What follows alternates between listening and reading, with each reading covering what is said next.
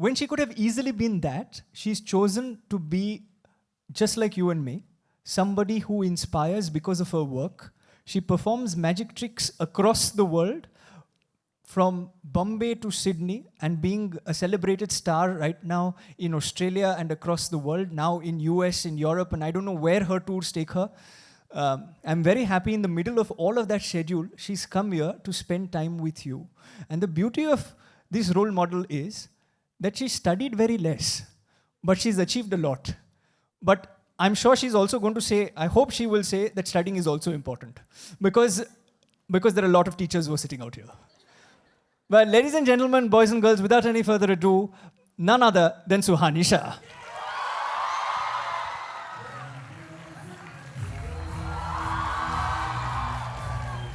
So nice to see you. Wonderful. Finally, guys, finally. Super. Super, please, please. This is one conversation I'm very worried for, because she will know what I'm thinking. That's true. That's true. That is true. Thank you, Rishabh, for having me. And before we even begin, I am so glad. I'm genuinely so happy. I was listening to you from backstage. And the moment you said that she's going to read minds, and I saw the enthusiasm you guys showed. So thank you for that love. And also because, magic as an art form, I feel it comes from India. And somewhere through the years, the art form lost its vibe, I should say. Correct. And I just feel so much better because there's such a youth audience over here, so many kids out there. And now, again, I saw them being so excited hearing about magic, and I feel so good about my art form. So thank you for showing so much of love and enthusiasm and respect to my art form. Thank you. As soon as I said magic, they started clapping and everybody said Suhani. So there we did not need to perform any mind tricks in order to know whom they were thinking of. You've actually made this so universal. So firstly, congratulations for what you do. Thank you. Thank you very much. But I also mentioned something very interestingly, that you didn't study formally, right? You dropped out. Saying this in front of kids. No, that's okay. There are principles. But I don't think they want to hear what I'm going to say. But it's important to also share your journey. And That is true, yes. Because you never did the formal physics, maths, biology, history, etc. And yet you've reached where you have. You've shared the stage with some of the best people across the world. You read Gukesh's mind last that I saw that video. And you've done so many phenomenal things. How important is formal education and school education in fields such as yours, or just generally in life? The answer completely changes when I'm answering for me or for life, Because Okay, let's do both, for you and life. So first of all, when you say learning physics, maths, science, so sorry about this. Learning, education is important. That's period. Like that is the first important thing. Education is important. How you gain it is secondary. And that's what I believe in. When it also depends what you want to be in life. I decided very early on that I want to be a magician. And when I say early on, really early on. Like I was 6 years old when I knew I wanted to be a magician. And so my parents aligned their entire dreams related to me and decided, okay, what is it that will make her a good magician? And it was a very difficult task because first of all, I'm very old. So I'm talking about something which is... No, Suhani, on this platform, you're very young. Okay, yeah, I forgot. This platform makes me feel good. But in general, I'm 35 years old. So I'm talking about 2 decades ago, when I was actually 3 decades ago almost. So I was 6 years old, and that is a time where magic in the country was nowhere developed as much as it is now. Sure. People used to look down upon the art form. And for them to, just think about their daughter being a magician and aligning everything for that wasn't an easy task. And I'm grateful for them doing this for me. I never wanted to quit school. I loved going to school. In fact, I'm still friends with my teachers even today who were teaching me in first class. And if I would have gone to school, who would my teachers have been? I'm friends with all of them today. Oh, lovely. So the idea was never to quit school, honestly. I loved going to school. The idea was, the entire decision of quitting school came at a point where I had to decide. I had to decide a career path because I couldn't manage both together. Understood. I was performing shows every single day. We used to travel from, I'm a very conventional Indian magician. So we used to travel from village to village, performing shows every day. And if I had to stop performing for like exams, which would be a month at least, which means a group of 30 people lose their employment for that year, for that month. And where is the entire 2 trucks of goods going to go for that time? So it was a very difficult task to stop a momentum going on that way. And so, it was also affecting my studies. Sure. Because if I'm performing all the time, I'm not getting enough time to study, give exams, and get good grades. I could pass out well. That wasn't a problem. But my father, Right. and I think whatever I'm today is because of that one thought that he has put into me, that whatever you do it in the best possible way. Sure. Otherwise, don't waste your time. And I think if I wanted to study, I want to get good marks. If Suhani is studying, she should be getting good marks. If Suhani is performing shows, she should be performing the best shows. So I think we were brought up, me and my brother were brought up in a way that if you are doing something, you do it with your best capacity. And if you are not able to do it, just do something else that you are made for. And that's what happened with me. So I did not want to quit school. It just I had to, because I had to perform shows. It didn't affect me a lot initially. Because nowhere science, physics, maths use हो रहा है मेरे magic में. जो हो रहा है वो मुझे आता है. Like that much I know. Later on, it did start affecting me a lot. Because I wanted to write a book. And my father came to me when I was 14 and he's like, you should write a book on your experiences. And I'm like, Dad, I haven't been to school. Like, do you realize I do not know how to read and write? And that's true. Till I was 14, I did not know how to speak in English language and I did not know how to write. I could speak in Hindi, but I couldn't write in any of the languages. It was at the age of 14 I worked on my language. I also worked a bit of maths and science. And that's when I wrote my first book. So do you ever regret saying that going back to school, or do you think that you should go back to university or school in a way to finish your formal education, or you're like, now it's okay, that's not as necessary? Does that thought ever cross your mind? Rishabh, I love the life I'm living right now. Correct. And saying that it would have been anything different than this is quite a disrespectful thing to say to something you really love. Sure, absolutely. And I don't think that thought has ever crossed my mind. It only crosses my mind when I'm questioned like this. So, I'm really happy. Right. And whenever learning becomes a part, like, I feel like, oh, this I do not know. Sure. And there are many things I do not know. Sure. Which I would have known if I would have gone to school and been a good student. But I do not know those things. But now we have information where I can get that information. And I'm happy with it. After all, Sachin Tendulkar never went to college. So we have so very many examples.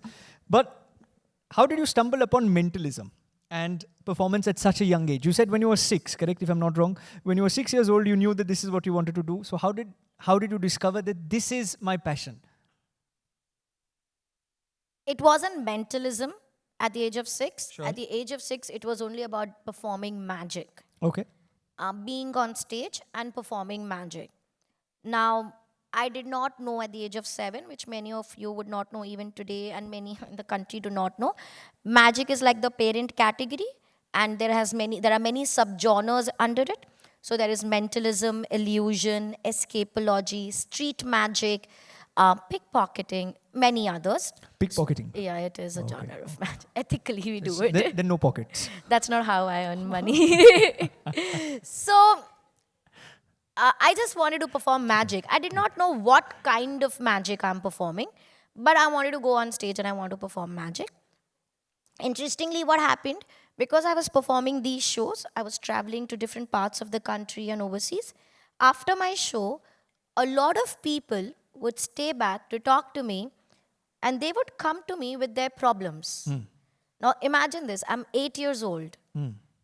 And a person, like a gentleman, walks up to me and is telling me, can you solve my problems using your magical powers? Correct. Or like true story, I'm in Kanpur and somebody comes to me and tells me there's a robbery in town. Can you use our powers and help us find the culprit?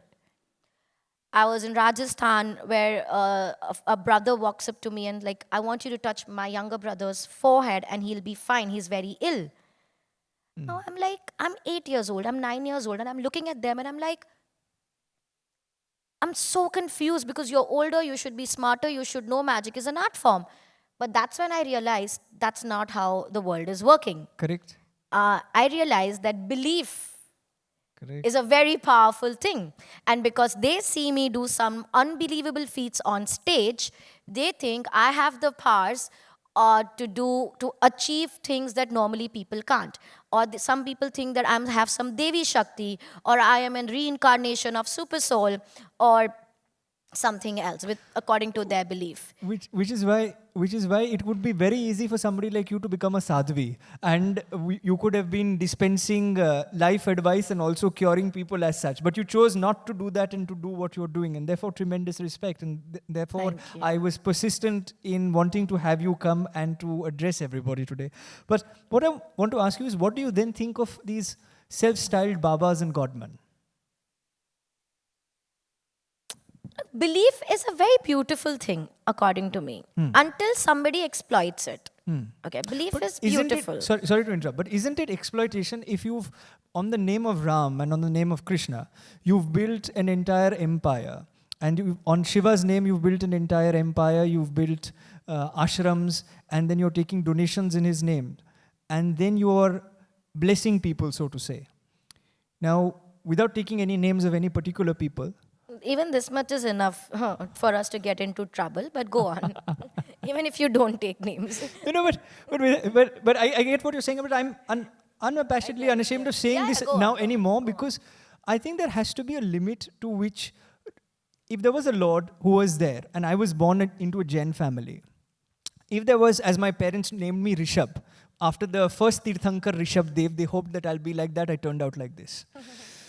You're But- still wearing a dhoti, which is fine. Still very good. That's the only similarity. Yeah.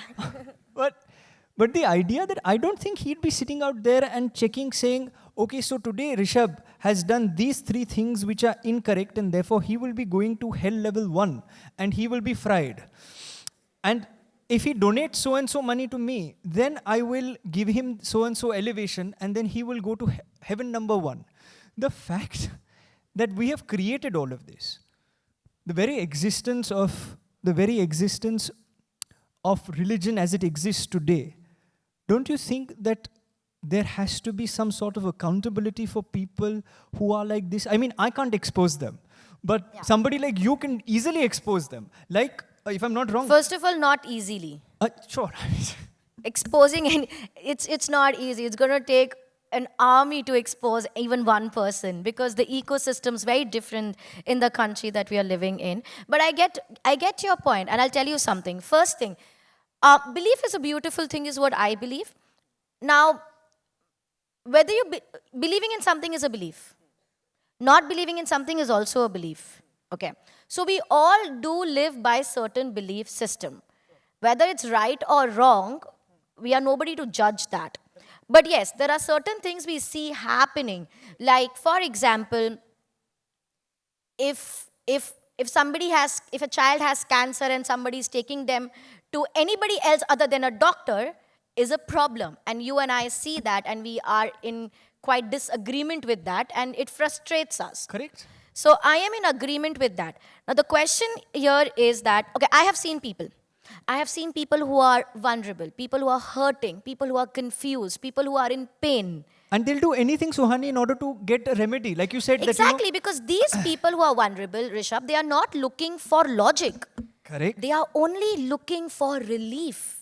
And that's where faith comes in. Where you don't have truth, there is faith. Because if you have, wherever you have truth, you do not need faith necessarily, is what my fundamental understanding is, in a way. It's all about, sorry to cut you, but it's all about, as I say, whenever we are in pain and we are in trouble, if a child has a problem, the mother will go to any extent to solve that problem.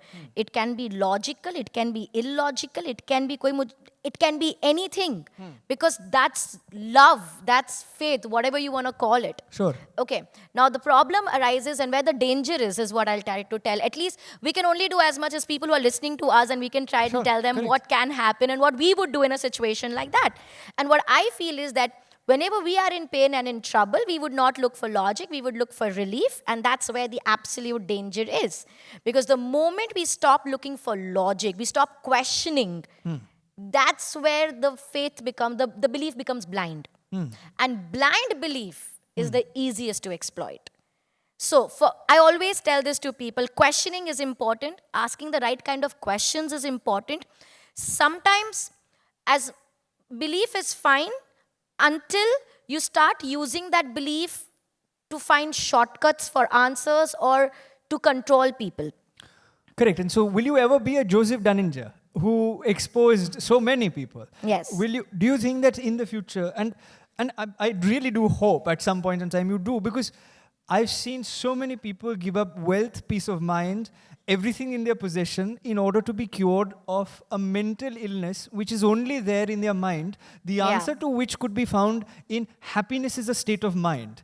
And because that state of mind is not something that they are able to reach, therefore the blind belief or the faith in people who are godmen. So my question, sorry, I go on my own rant. I see but you're yeah. very passionate about this topic completely. Yes, Yes. because I do feel that so many people are blinded in our country by this, and I do feel the likes of Javed sir, when they speak about this, and of course he's an atheist. I wouldn't go as far as saying that, that is necessarily the right way or the other side is the right way, but what I'm trying to say is that the self-styled godmen that are there, and I'll give a few names for the benefit of the audience, like Asaram Bapu. These kind of people swayed society for far too long. Today we have new versions of them, and they are yet having millions of followers. There's a reason why they're not a part of the role model series. This is the only series that I invite guests to, and thankfully some of them accept. But the idea that isn't it the responsibility of somebody who, I'm sorry I'm putting the onus on you, but don't you think at some point this is something that you would do? Or do you think that this is too difficult to do and you don't want to because it's quite murky and there are so many followers and there's so much of a political system, etc., etc.? I would do it. I am already doing it, and I think I have always been doing it. So if anyone has seen any of my shows, I think my show starts with the line that I do not read minds, I only give an illusion of doing so. So that's the first thing I say. In fact, I remember giving my talks when I was 16. In fact, the book I wrote at the age of 14 was about it. When I gave talks at the age of 18, I started giving talks. My first basic major talks were all about self-proclaimed godmen, godwomen, and how they are claiming things and how we would talk about it. I think everybody, if you have been seeing the news, and I have been trying to do my best that I can in... Sorry, it's just that I have so much of expectation from... This is the only time that I feel like an old person telling a young person saying, "Aur kyun nahi karte tum? Aur kyun nahi karte?" No, there is a reason. You will see a lot more of Yes. it happening. But And a direct confrontation. I am ready for a direct confrontation if the other person has to be ready for it as well. And I have always been open about it. In fact, I'll tell this to you, Rishabh, and to everybody here. A lot of times people come to my shows and be like, "Oh, I'm a skeptic. I don't believe in what you do." I have to tell people, you're not a bigger skeptic than me. Because I'm a magician who tells that I do not read minds. I give an illusion of doing so. And I know how that is done. So if somebody comes in front of me and tells me I read minds, I'm like, hello. I am a bigger skeptic. And I'm sitting over here and telling you, nobody can read your mind. If there's any person who claims, anybody who claims that, oh, I can read minds, I can unlock phones, come to me. Do it with me and I will. It is impossible. Nobody can do that for you. This is a form of entertainment. That is what mentalism is, and that's what we do. And we are here only to entertain you. This cannot be, it can be used for many good purposes, but not as a purpose that we have some supernatural power. We are more blessed than anybody else कि हमारे पे ज़्यादा कृपा भगवान ने कर दी है दूसरे लोगों से और हम ये कर पा रहे हैं. इंसान भेदभाव कर सकता है, भगवान नहीं, okay? So it is nothing like that happening. Now, will I be doing the debunking thing? If I can help people think critically, Correct. without mocking their belief, Sure. I am all for it. And I want to help people lead towards asking the right questions and not give them harsh and false answers. Like even today, my inbox will be filled by, can you tell me funny things like, दीदी can you tell me Monday exam में क्या आने वाला है? I want to study but मेरे को बहुत बुखार आ गया है and hence I am not able to remember. To very serious things like my mother is in coma, she's able to think but we do not know what she's thinking. Can you help us find out? And you know how much I'm tempted to actually just go out and help if I could. But the point is I can't. Because I cannot do that. What I do is an art form. So will I be debunking? Or I don't even like to call it debunking. I would like to call it more of awakening. Because Sure. nobody wants to be, I think nobody, I think the word awakening for people is much more better because I'm doing this for people. I'm not going against one person Sure. or two people or It's a a community. positive. It's a Yeah, positive. I'm doing this more for people. So I will I have always been doing it. Sure. I am already doing it. A lot of times I've gotten a massive backlash from a different community or from people who do not agree to what I say. Sure. And I am okay to get the backlash I get. The problem is not me, but I have a family, I have parents, and I have a team that works with me. And so I see you, and I really appreciate you saying that out loud. And I've got many people say that they're very disappointed that after I have already spoken about it, why have I disappeared? So to you and to everybody else, I want to say, I have just disappeared for a while to make sure I get my sense of security for my parents, for my team, and people around me, so that if anything happens tomorrow for what I say, it should only affect me and not people around me. And I think we are good there. And once that is there, you will see a lot more things happening in a much better way. And I can only wish and hope that the parliamentarian, it's a great answer, it's a great answer. But I can only wish and hope that the parliamentarian who went before you and who is an integral part of the I.I.M.U.N ecosystem in a way, young parliamentarians like that can provide the safe sanctity in order to be able to come out with a proper way of awakening that is required for the generation that has gone by, the current one and the one that is to come. Because I do believe that that is fundamentally the need of the hour in a country where there are more temples than there are schools. And I personally am always of the firm belief, as I said in the last one also, that there should be more schools than there should be temples. Absolutely. And I'm also glad about you doing these sessions and having me and the parliament right before me and sitting on the same platform and saying things like that. I think that's a wonderful initiative for getting all these thoughts together and hoping that the government starts supporting what we're trying to do. Great. She's praising us. Yeah, clap, guys. Yeah, that is important. This is the time that you're supposed to clap. It's true. But no, Suhani, thank you for that. And you know, sometimes young people are filled with self-doubt. It's like the imposter syndrome. Like, you know, the fact that irrespective of whatever you do, how much ever you rehearse it, at the end of the day, when you actually go out there and you speak, and you know, this has happened to me when I was talking in the United Nations in 2016. I was much younger. I looked half of this, and the pants were funnier. And at that juncture, when you're addressing a room full of diplomats, or you're addressing so many people, at that juncture, the thought crosses your mind saying, you know, have I done enough to be standing in the same place and giving a lecture to people who are 3 times my age on an agenda in which I've only read books and actually have little experience? So the imposter syndrome or the self-doubt that is there when you're especially growing up and when you're trying to do something, you're yet young, there are not too many grays. In my case, in yours, there are none. But the idea that, do you ever face that self-doubt and how do you deal with it? All the time, guys. All the time, even today. In fact, growing up, it was a lot more. Also because of the as much as my parents have been strong with my upbringing and have tried to keep me protected from all the negatives, it will always come to you at one point. And for somebody who's grown up listening to ladki hai, जादू करती है, school नहीं जाती, इसका क्या होगा, I am also Jain Marwari, शादी कौन करेगा, जिंदगी क्या है इस लड़की की, माँ बाप इसका करियर बिगाड़ रहे हैं. I have grown up listening to this, and you hear it once right now. I used to hear it every now and then, and not from strangers. Strangers were in fact appreciating. There were people who would be your relatives, your aunts, your uncles saying things like this to you. And when you grow up listening to that, you start doubting yourself at some point that, am I doing the right thing? So yes, there has been a lot of imposter syndrome.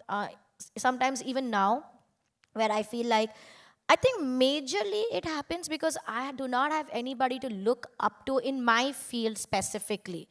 When I want to do anything next, any next step that I want to take, like as you said about the awakening, or go out and do this, or do a bigger show, or just go out and start this movement. I'm like, wait, it's always the first one will always take a little more time.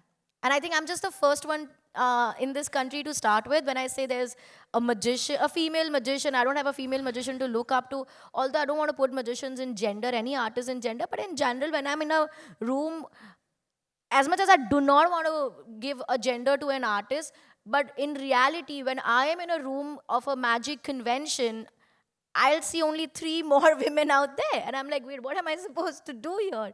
So, it has its own issues that I have faced eventually. So, I have always had these issues. So, what I do with imposter syndrome is, I think, two things. One, earlier it would bother me, but because my support system was strong, it has helped me. But what it does, it slows me down. But I'm okay to slow down, but not stop. I'm just being very realistic over here. I don't be like hustle karo, ye karo, kuch nahi hota, imposter syndrome. Hota hai, you feel it in you. You feel you're not good enough. Correct. And it can be in any way. It can be in ability. Sometimes you might feel in your looks. Sometimes you feel in your abilities. Sometimes you feel it because from where you're coming. Sure. It could, anything could lead you to, or sometimes everything could be right and you could still feel imposter syndrome. Right. So for me, the one thing in that, when I'm in that low, I make sure that let it slow me down. Let me take each step slowly. Be kind on myself and wake up and do things. Do three things, two things. But let it not stop me completely. That's my one thing. And second thing, now of course I've dealt with it so much. Sure. So after a while, I think people will also get it that you now let it fuel you. Correct. Now you become this, कैसे नहीं आता यार, नहीं कर सकती, किसने बोला, चलो अब तो करके बताना है. We can do it. Let's make this our next task, you know. So I think these are the two things that have helped me. These two thoughts have helped me. Okay, not stopping, be slow, it's okay. And now let it fuel you. Let it be like that, even though there is no one to look up to, that's fine. Let you be the person who people can look up to. You know, be that daughter, be that sister, be that role model, be that friend that you always want in your life. And there's no, you always like yourself when you're doing those things. And eventually you'll be able to make a life that you love. No, and that's why the applause when you came in. You are the role model for so many young people who clapped in full enthusiasm as soon as I said your name. But the idea that you are setting the bar high, you are setting a new standard in an industry that is actually non-existent in the country, that in itself speaks volumes for the work that you're doing. But I'm sure that despite all of the highs, there have been some lows and there have been failures.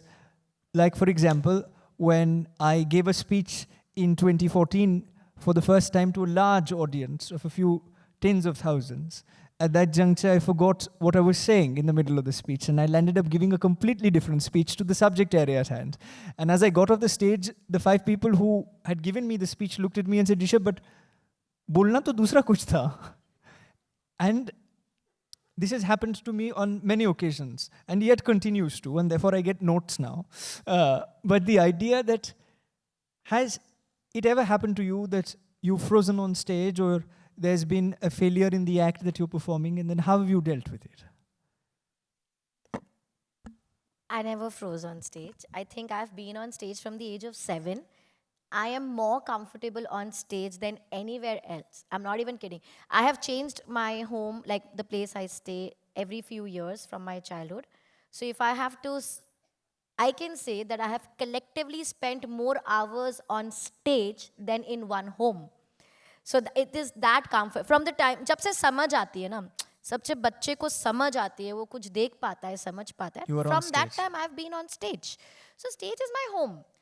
That never became a problem. There was never stage fright. Failures, because I'm a live performer. I'm sure a lot of you have seen my content. And content, you can have your retakes and stuff. Sure. Although even my content doesn't have retake, because magic can only happen once. Because once the expression's out, you can't make them fake that. But I also call myself more of a live artist. And in life, failures are just happening.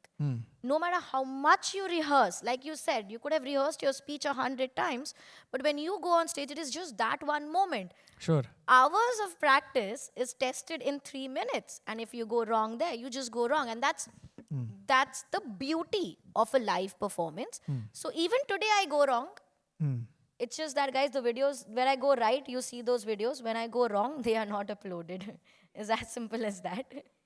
But I I do go wrong, but I've been performing for over almost, like, it's been 3 decades of performances now.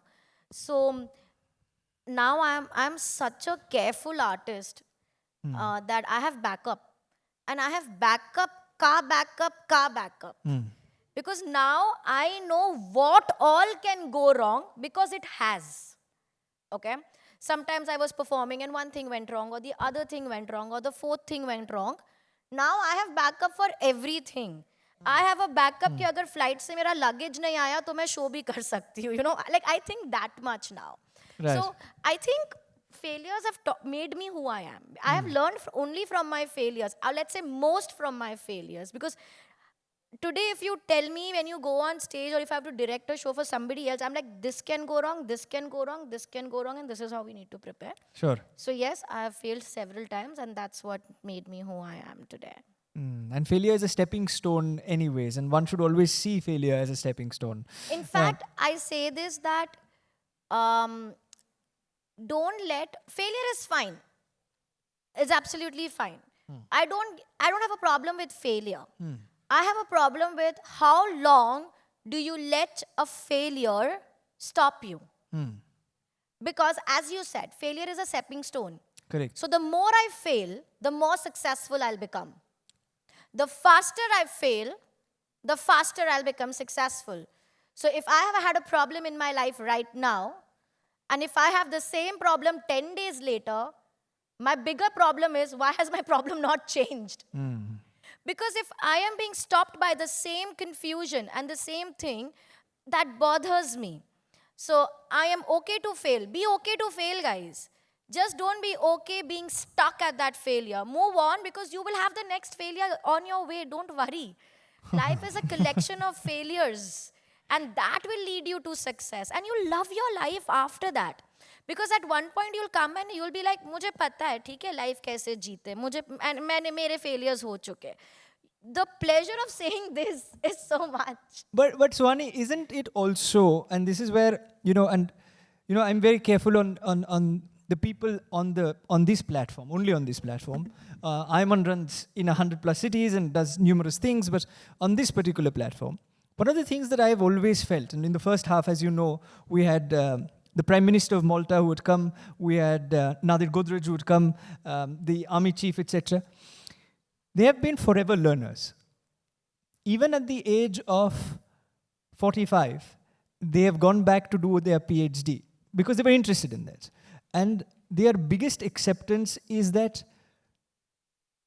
we can never say that we have understood everything in life or how to live life, because we are yet continuously learning. And that's where I see the small difference between, and that's the reason why we don't call real influencers in terms of YouTubers, influencers, etc. on this platform. I do yet feel that there's a big difference between valuation and value creation. There is a big difference between a startup entrepreneur, a shark in a tank, and a whale in an ocean. There's a massive difference between people who are starting out, who are our age, and people who are 70 years old and who have the wisdom. There are many who are 70 who don't have the wisdom, perhaps, but who have the wisdom to say that life is a continuous process of learning. And like you said, it's a collection of failures that will eventually lead you where you are. But don't you also think, and therefore the next question, is that when we say that we have learned or we know something, do you not feel that that is perhaps the end of evolution? And as evolution, and as, well, whether it is Darwin's evolution theory as to how we've come about, or even just otherwise in terms of normal evolution of a human being, when we stop evolving, don't we stop growing? And for everybody that I see on social media, I'm sorry, like the vast majority that I see, they've already evolved. Matlab wo pahunch gaye, they have arrived. And therefore I'm very selective in writing and reaching out. And invite those who I yet feel are people who are yet continuing to learn. So is there a process? I understand what you're saying when it comes to, I have had so many failures, so I know what to do in terms of backup to backup. That's exactly what I say to the team and to, we've got 41 people who are in politics, so in different levels of government now.